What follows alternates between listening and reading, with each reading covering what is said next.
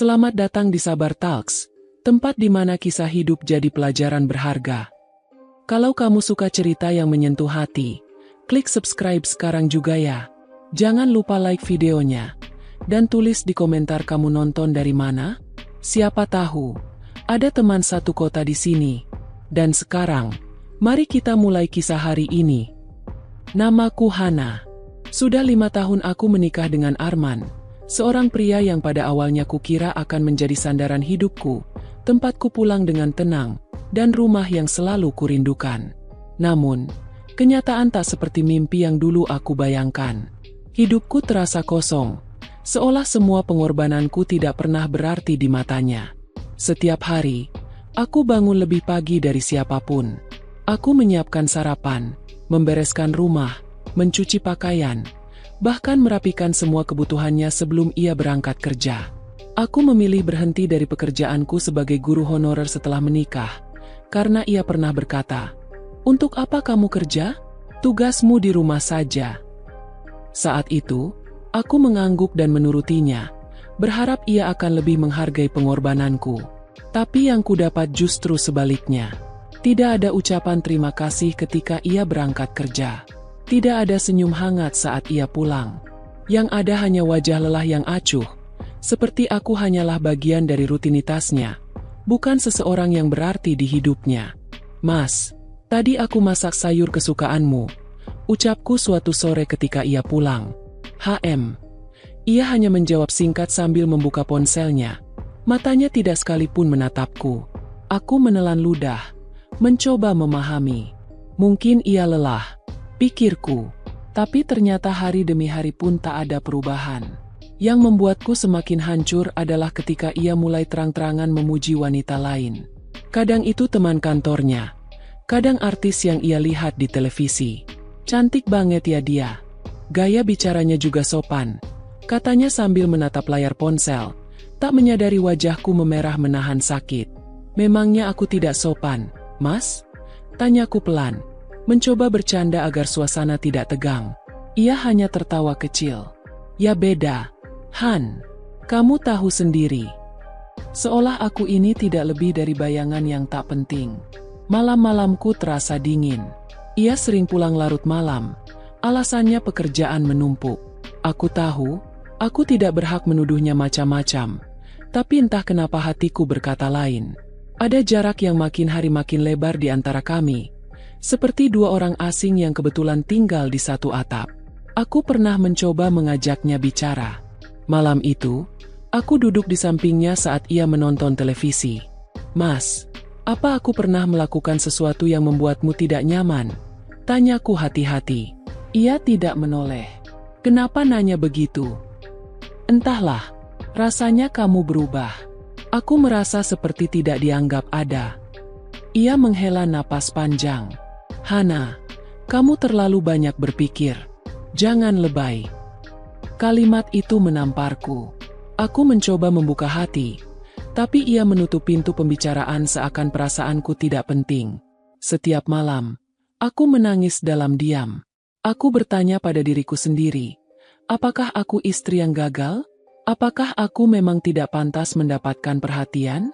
Tapi dalam hati kecilku, aku tahu, aku hanya seorang istri yang merindukan cinta dari suaminya sendiri.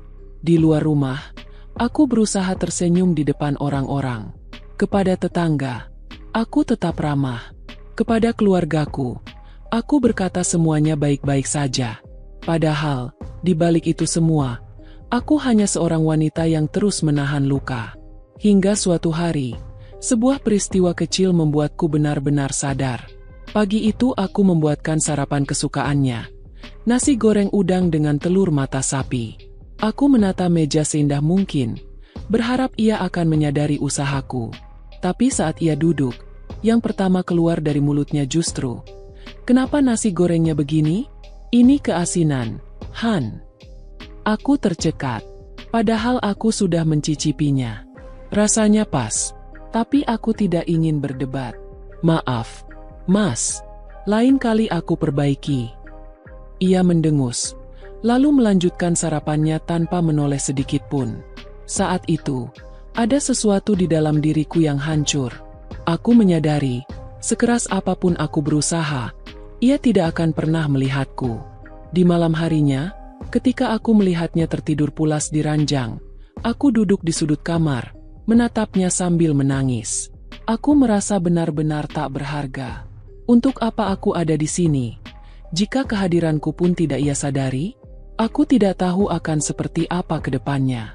Tapi satu hal yang mulai terlintas di pikiranku, mungkin suatu saat aku harus pergi.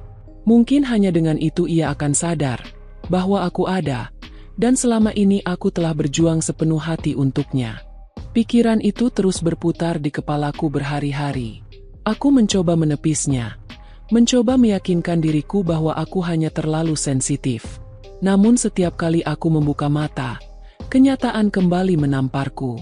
Malam itu, aku duduk di meja makan sambil menunggu Arman pulang. Waktu sudah menunjukkan pukul 11 malam. Di meja, makanan yang kusiapkan sudah dingin. Aku mengusap mataku yang terasa perih karena terlalu lama menahan kantuk. Ketika akhirnya kudengar suara pintu depan terbuka, jantungku berdegup lebih cepat. Entah karena lega atau karena rasa takut yang tidak jelas. Arman masuk dengan langkah pelan, menutup pintu tanpa menoleh ke arahku.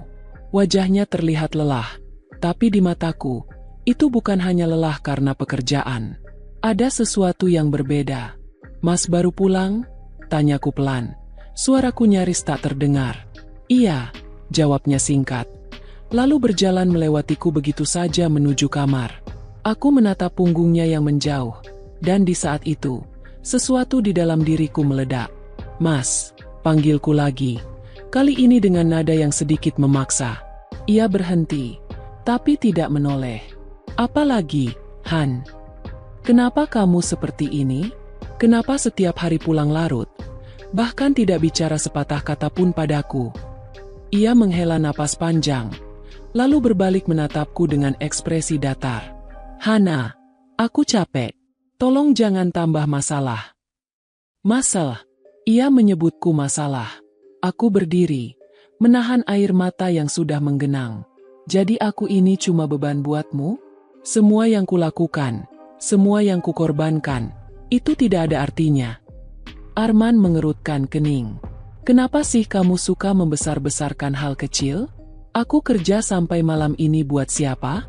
Buat kamu juga kan? Jadi jangan terlalu drama." "Drama?" Kata itu membuatku terdiam.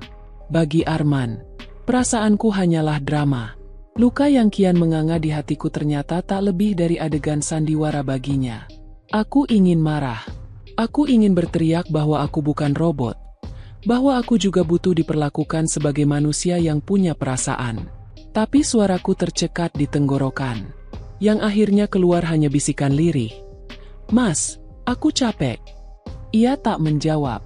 Ia hanya berjalan masuk ke kamar, meninggalkanku berdiri di ruang makan yang terasa lebih dingin dari sebelumnya. Malam itu aku tidak tidur di sampingnya. Aku memilih duduk di ruang tamu sampai subuh, menatap jendela yang gelap. Untuk pertama kalinya, aku merasa benar-benar sendirian, bahkan di rumahku sendiri. Beberapa hari setelah kejadian itu, aku berusaha mengalihkan pikiranku dengan membereskan rumah. Aku menata ulang ruang tamu, mencuci tirai, bahkan mengecat pot bunga di halaman. Namun semua itu hanya mengisi waktu, bukan mengisi hatiku. Setiap kali Arman pulang, sikapnya tetap sama. Diam, dingin, dan seolah kehadiranku tidak berarti. Sampai suatu sore, aku menemukan sesuatu yang membuat dadaku semakin sesak. Saat sedang membereskan laundry di kamarnya, aku melihat kemeja Arman yang terlipat rapi di atas meja. Di kantong kemeja itu, ada secari kertas kecil. Awalnya aku hanya berniat merapikan, tapi rasa penasaranku menang. Kutarik kertas itu, dan di situ tertulis nomor telepon dengan nama seorang perempuan. Dadaku berdegup kencang. Perasaan aneh menyelimuti seluruh tubuhku. Siapa dia? Kenapa nomornya ada di kemeja Arman? Kudengar pintu depan terbuka. Arman pulang.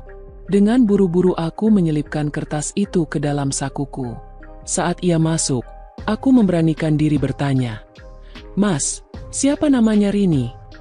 Ia tertegun sejenak, lalu menjawab datar, Teman kantor. Teman kantor sampai harus tulis nomornya di kertas dan simpan di kantong baju. Tanyaku, mencoba menahan gemetar di suaraku. Arman memicingkan mata. Kenapa kamu ngacak-ngacak barangku? Aku tidak ngacak-ngacak, Mas. Aku cuma cuci baju. Apa salah kalau aku nanya? Ia mendekat dengan wajah dingin. Hana, kamu itu terlalu curiga. Itu cuma urusan kerja. Jangan sok tahu. Aku terdiam. Tidak tahu harus percaya atau tidak. Yang jelas, malam itu aku menangis lebih lama dari biasanya. Sejak saat itu, kecurigaanku terus menghantuiku. Setiap ia pulang larut, aku bertanya-tanya, benarkah ia lembur di kantor? Atau ada seseorang yang membuatnya betah di luar sana? Tapi aku tidak punya bukti. Hanya perasaan yang terus menjerit di dalam dada. Hari-hari berikutnya, aku merasa seperti hidup berdampingan dengan orang asing. Kami jarang bicara. Bahkan saat sarapan, hanya terdengar suara sendok dan piring beradu. Aku tidak tahu sampai kapan bisa bertahan seperti ini. Suatu malam, aku berdiri di depan cermin kamar mandi, menatap wajahku sendiri. Mata sembab, bibir pucat, dan lingkar hitam di bawah mata yang semakin jelas. Siapa kamu, Hana? Bisikku pada bayangan di cermin. Kapan terakhir kali kamu benar-benar bahagia? Air mata kembali mengalir. Dan saat itu juga, aku sadar, kalau aku terus bertahan di sini, aku akan kehilangan diriku sepenuhnya. Esok paginya, aku duduk di meja makan dengan secari kertas di tangan. Penaku genggam erat. Tanganku bergetar ketika mulai menulis. Arman, aku pergi. Aku butuh waktu untuk diriku sendiri. Maaf jika aku bukan istri yang kamu harapkan. Aku menatap surat itu lama sekali. Air mata menetes di setiap huruf yang kutulis. Lalu kulipat rapi dan kutaruh di meja makan, tepat di tempat ia biasa duduk. Tanpa banyak pikir, aku mengambil tas kecil yang sudah kusiapkan sejak kemarin. Dengan langkah gontai, aku meninggalkan rumah itu. Saat pintu menutup di belakangku, hatiku bergetar hebat. Ini rumahku, tapi entah kenapa aku merasa pergi dari penjara. Aku tidak tahu kemana aku akan pergi. Yang aku tahu, aku tidak bisa lagi tinggal bersama orang yang tidak melihatku, tidak menghargai pengorbananku, bahkan tidak menganggapku ada. Di dalam hati kecilku, ada harapan yang samar. Mungkin, saat aku pergi, ia akan sadar. Atau mungkin, ia tidak akan peduli sama sekali. Tapi apapun yang terjadi, aku tahu satu hal, keputusanku ini akan mengubah segalanya. Langkah kakiku terasa berat ketika menelusuri trotoar malam itu. Udara dingin menusuk kulit, dan suara kendaraan yang melintas hanya membuatku merasa semakin kecil di tengah kota yang tak peduli pada kepergianku. Di pundakku hanya ada tas kecil berisi pakaian seadanya. Tapi di dalam hatiku beban yang kupikul jauh lebih berat dari itu. Aku tidak tahu akan kemana. Aku hanya berjalan, membiarkan kakiku menuntunku. Setiap lampu jalan yang kulewati, setiap bayangan orang yang berpapasan denganku, membuatku merasa asing. Tidak ada satupun tempat yang terasa seperti rumah. Akhirnya, aku berhenti di depan sebuah penginapan kecil di pinggir kota. Bangunannya sederhana, catnya mulai mengelupas, dan papan namanya hanya menyala redup. Namun, setidaknya aku bisa bermalam di sini untuk menenangkan diri. Permalamannya berapa, Bu? Tanyaku pada resepsionis parubaya yang menatapku dengan mata penuh selidik. 150.000. Nak, bayar di depan. Aku mengeluarkan uang dari dompetku. Sisa tabungan yang kusimpan diam-diam dari uang belanja yang diberi Arman setiap bulan. Uang itu mungkin hanya cukup untuk beberapa hari. Setelah itu entah apa yang akan kulakukan. Kamar yang kutempati kecil dan pengap. Hanya ada ranjang single, kipas angin, dan meja kecil dengan kaca berdebu. Namun ketika pintu tertutup, aku duduk di tepi ranjang dan untuk pertama kalinya sejak lama, aku bisa bernapas lega. Tidak ada teriakan, tidak ada tatapan dingin, tidak ada keheningan yang membunuh. Hanya diriku dan keheningan yang menenangkan. Namun, rasa lega itu hanya bertahan sebentar. Saat malam semakin larut, pikiran tentang Arman mulai menghantui. Apa yang ia lakukan ketika membaca suratku? Apakah ia marah? Atau justru ia tidak peduli sama sekali? Aku membayangkan ia pulang, melepaskan sepatunya, lalu menemukan secarik surat di meja makan. Aku bisa melihat wajahnya, mungkin datar, mungkin kesal, atau mungkin tak bereaksi sama sekali. Membayangkan ia tetap menyalakan televisi seperti biasa dan hidup seolah aku tak pernah ada di rumah itu membuat dadaku semakin perih. Air mata menetes tanpa bisa kutahan.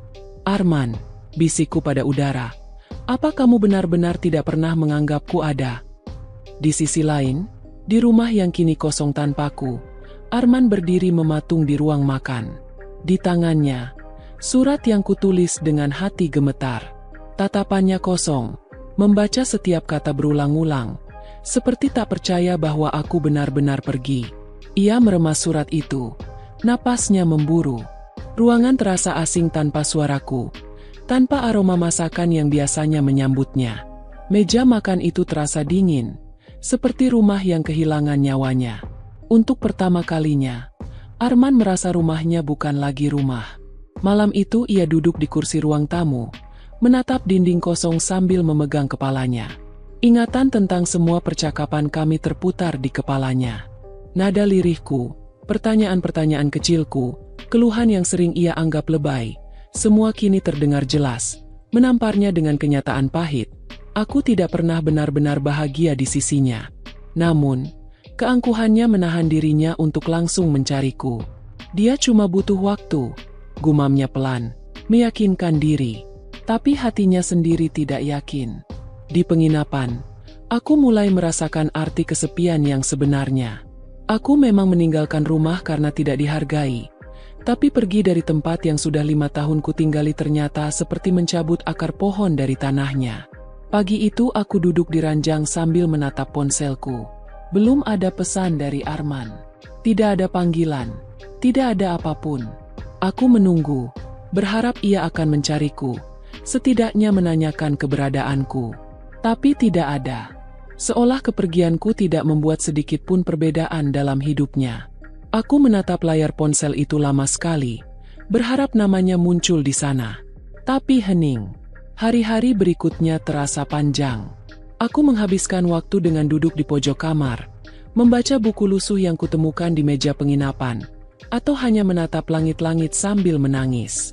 Aku mencoba menghubungi beberapa teman lama, tapi mereka semua sibuk dengan hidupnya masing-masing. Aku benar-benar sendirian. Suatu malam, aku mendengar suara hujan deras mengguyur atap penginapan. Aku berdiri di jendela kecil, menatap jalan yang basah oleh air hujan. Ingatanku kembali ke malam-malam di rumah. Aku teringat bagaimana dulu aku duduk di teras menunggu Arman pulang, berharap ia datang dengan senyum dan pelukan. Namun yang datang selalu wajah lelah dan kata-kata dingin. Kenapa aku begitu bodoh? Bisikku pada diri sendiri. Kenapa aku berharap pada orang yang bahkan tak pernah berusaha melihatku? Di rumah, Arman mulai kehilangan kendali. Hari-hari berlalu tanpa kehadiranku membuatnya resah. Ia tidak menemukan baju bersih di lemari, tidak ada makanan hangat di meja, bahkan keheningan rumah membuatnya merasa tercekik. Malam itu ia membuka lemari pakaian. Kosong. Semua pakaianku sudah kubawa. Ia mengambil bantal di ranjang, mendekapnya erat, dan untuk pertama kalinya sejak lama, ia menangis. Tangisan seorang pria yang baru sadar bahwa ia telah menghancurkan sesuatu yang tak ternilai. Ia mencoba menghubungiku, tapi tidak berani.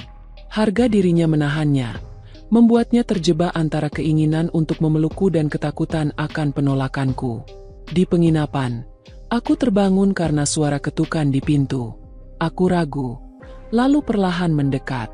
Hana. Suara itu membuat jantungku berhenti berdetak sesaat. Itu Arman. Aku berdiri terpaku di balik pintu. Tanganku gemetar. Ia menemukanku. Tapi aku tidak tahu harus membuka pintu itu atau tetap diam. Hana. Buka, kita harus bicara. Suaranya berat, terdengar seperti seseorang yang membawa penyesalan besar. Aku memejamkan mata. Ini momen yang kucemaskan sekaligus ku nanti. Tapi apakah aku siap mendengar apa yang akan ia katakan? Apakah aku siap kembali menghadapi semua luka itu? Tanganku sudah menyentuh gagang pintu, tapi hatiku belum memutuskan. Di sisi lain, Arman berdiri di depan pintu yang tertutup rapat. Hujan masih turun, membasahi jaketnya. Tapi ia tidak peduli. Ia hanya ingin aku membuka pintu itu, memberi satu kesempatan terakhir untuk memperbaiki semuanya. Namun keheningan di dalam kamar membuatnya sadar. Mungkin penyesalan datang terlalu terlambat. Aku masih berdiri di balik pintu. Napasku tersengal. Sementara suara Arman kembali terdengar, lebih lirih dari sebelumnya. "Hana, tolong. Aku cuma mau bicara." Air mataku jatuh tanpa bisa kutahan. Suara itu, suara yang dulu selalu kurindukan setiap ia pulang kerja, kini terdengar begitu asing. Ada rasa ingin membuka pintu, tapi ada juga ketakutan besar di dalam diriku. Aku tidak siap mendengar kata-kata yang mungkin akan membuatku hancur lagi. Ketukan di pintu terdengar sekali lagi. Kali ini lebih pelan. "Aku mohon, Hana, jangan biarkan aku berdiri di sini sendirian." Aku menggigit bibirku keras-keras. Hujan di luar semakin deras, membuat suara ketukannya samar. Ia mungkin sudah basah kuyup. Tapi apa artinya itu semua dibandingkan luka yang ia gores di hatiku selama bertahun-tahun? Setelah beberapa detik yang terasa seperti berjam-jam, aku menarik napas panjang, membuka kunci pintu, dan memutar gagangnya perlahan. Arman berdiri di sana. Wajahnya pucat, rambutnya berantakan, dan pakaiannya basah karena hujan. Matanya sembab, seolah ia sudah menangis sebelum sampai di sini. Suaranya tercekat. Aku nggak tahu harus mulai dari mana. Aku menatapnya tanpa kata. Ada begitu banyak hal yang ingin kuulangi, begitu banyak pertanyaan yang ingin kulontarkan, tapi lidahku keluh. "Boleh aku masuk?" tanyanya pelan. Aku bergeser sedikit, membiarkannya masuk. Ia melangkah perlahan, seperti seseorang yang takut merusak suasana yang sudah rapuh. Kamar penginapan yang sempit itu mendadak terasa sesak dengan kehadirannya. Arman berdiri di dekat meja kecil, sementara aku duduk di tepi ranjang, menjaga jarak. "Hana," katanya akhirnya. "Aku salah. Aku terlalu sibuk dengan diriku sendiri sampai lupa kalau kamu ada di sisiku. Aku lupa kalau kamu manusia, bukan benda yang selalu ada tanpa butuh dihargai." Kata-katanya menamparku. Bukankah itu yang selama ini ingin kudengar? Pengakuan bahwa ia salah, bahwa aku memang tidak dihargai, tapi kenapa rasanya tidak cukup? "Aku pergi bukan karena aku ingin merusak rumah tangga kita, Mas." Suaraku bergetar. "Aku pergi karena aku sudah tidak tahu caranya bertahan tanpa kehilangan diriku sendiri." Arman menatapku lama, lalu menunduk. "Aku tahu, dan itu yang paling menyakitkan buatku. Aku membiarkanmu merasa sendirian di rumah yang seharusnya jadi tempat paling aman buatmu." Aku menghela napas berat. "Butuh berapa lama sampai kamu sadar?" Pertanyaan itu membuatnya terdiam. Ia duduk di kursi di hadapanku, menatap lantai. "Sejak kamu gak ada, rumah itu seperti neraka. Hana, aku pulang dan yang ada cuma keheningan. Gak ada aroma masakanmu. Gak ada suaramu yang menanyakan aku capek atau enggak. Semua terasa kosong. Kosong banget." Aku menunduk. Kata-katanya menusuk. Tapi entah kenapa ada bagian dalam diriku yang merasa puas mendengarnya. Akhirnya ia tahu rasanya kehilangan. "Kalau memang kosong," kataku dengan nada getir, "kenapa kamu gak pernah berusaha mengisinya dengan cinta sejak awal?" Ia mengangkat kepalanya. Matanya merah. "Karena aku bodoh. Aku pikir semua baik-baik saja. Aku pikir kamu akan selalu ada, tanpa aku perlu melakukan apapun. Dan sekarang aku tahu aku salah besar." Aku memalingkan wajah, menatap jendela yang berembun. Aku tidak ingin ia melihat air mataku lagi. "Aku nggak tahu apakah permintaan maafmu bisa memperbaiki semuanya, Mas." Arman berdiri, mendekat, lalu berlutut di hadapanku. Sesuatu yang tak pernah kulihat sebelumnya. "Hana, aku mohon, beri aku kesempatan. Satu saja. Aku janji aku akan berubah." Aku terdiam. Hatinya terdengar tulus. Tapi luka di dalam diriku begitu dalam. Kenapa aku harus percaya kamu? Tanyaku, suaraku pecah. Kenapa aku harus kembali ke tempat yang membuatku merasa tidak berarti? Arman menghela napas berat, lalu mengangkat wajahnya. Karena kamu berarti. Kamu selalu berarti. Hana, aku cuma terlalu bodoh buat mengatakannya. Kalimat itu menghancurkan pertahananku. Aku menutup wajahku dengan kedua tangan, menangis sejadi-jadinya. Arman tidak mencoba menyentuhku. Ia hanya duduk di lantai, menatapku dengan air mata yang tak kalah deras. Suasana di kamar itu sunyi. Hanya ada suara tangis kami berdua dan hujan yang masih mengguyur di luar. Malam itu kami tidak banyak bicara. Arman duduk di lantai sampai aku tertidur di ranjang. Pagi harinya, saat aku membuka mata, ia masih di sana, terlelap dengan posisi yang tidak nyaman. Aku memandanginya lama. Wajahnya terlihat lebih tua dari terakhir kali kulihat. Mungkin beban penyesalan membuatnya berubah begitu cepat. Namun di dalam diriku, perang batin masih berkecamuk. Arman mungkin menyesal. Tapi apakah itu cukup untuk memperbaiki semua luka? Beberapa hari kemudian, aku memutuskan kembali ke rumah. Tapi bukan sebagai istri yang langsung memaafkan segalanya. Aku kembali sebagai seseorang yang ingin melihat apakah penyesalan Arman benar-benar nyata atau hanya emosi sesaat. Ketika kami melangkah masuk, rumah itu terasa berbeda. Sunyi, seperti kehilangan jiwanya. Arman menatap sekeliling dengan pandangan sendu. Tanpamu, rumah ini nggak lebih dari tembok kosong, Hana. Aku tidak menjawab. Aku hanya menatap ruang tamu yang dulu sering kupenuhi dengan tawa. Kini terasa seperti kuburan kenangan. Malamnya, Arman duduk di sofa, menatap lantai. Aku tahu aku nggak pantas dimaafkan cepat-cepat. Tapi izinkan aku membuktikan kalau aku bisa memperbaiki semuanya. Aku menatapnya lama. Aku nggak mau janji kosong, Mas. Aku butuh bukti. Ia mengangguk. Matanya menatapku dengan kesungguhan yang belum pernah kulihat sebelumnya. Aku akan kasih kamu bukti. Bahkan kalau itu butuh waktu seumur hidupku. Aku menarik napas panjang. Pertarungan di dalam diriku belum selesai. Tapi untuk pertama kalinya, aku melihat secercah harapan. Namun, aku juga tahu satu hal.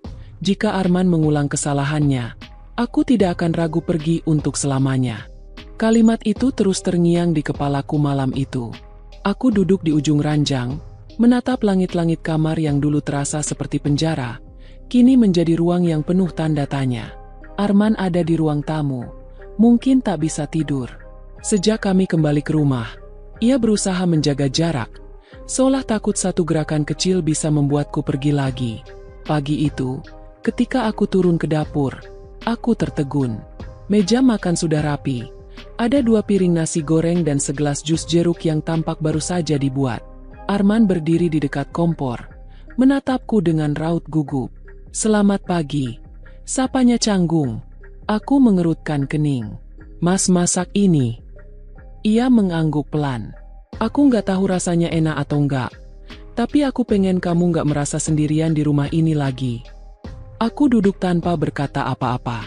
Saat mencicipi suapan pertama, rasanya hambar.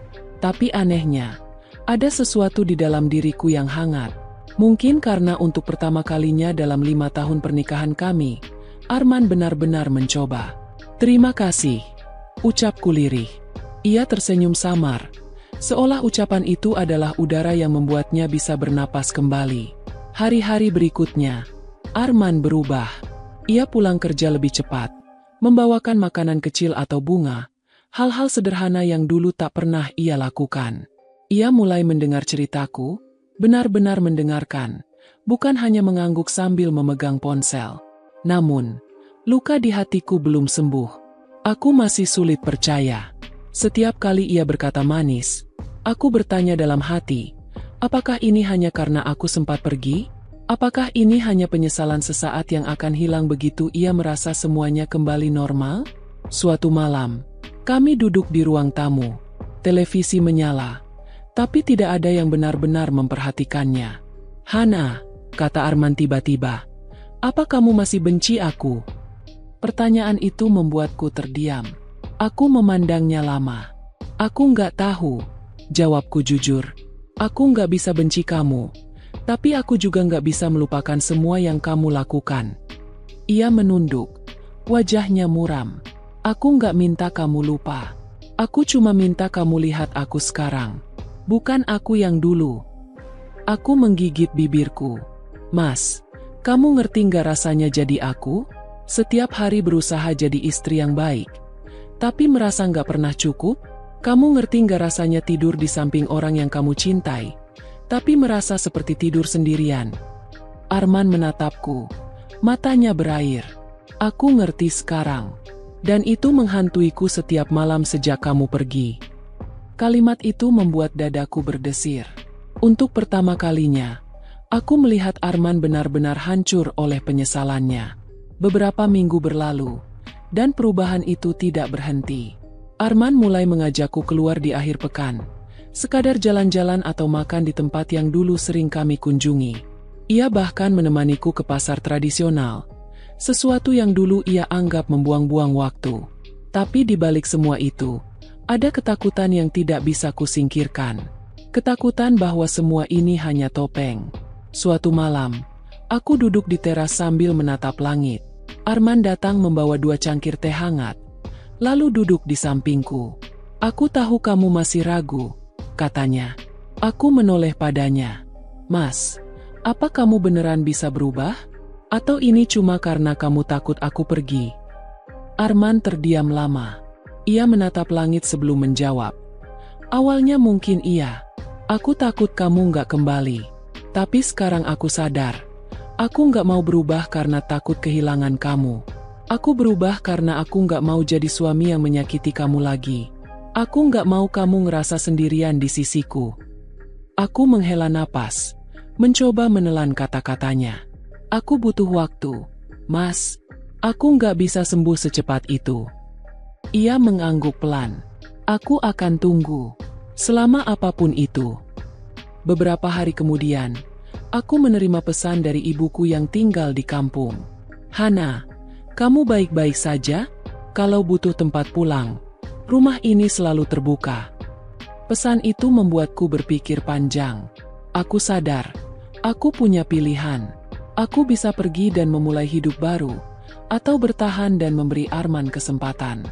Malamnya, aku memberanikan diri bicara. Mas, kataku sambil menatapnya.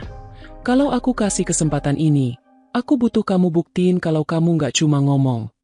Arman mendekat, menggenggam tanganku. Aku janji, Hana, aku nggak akan biarin kamu ngerasa nggak dihargai lagi.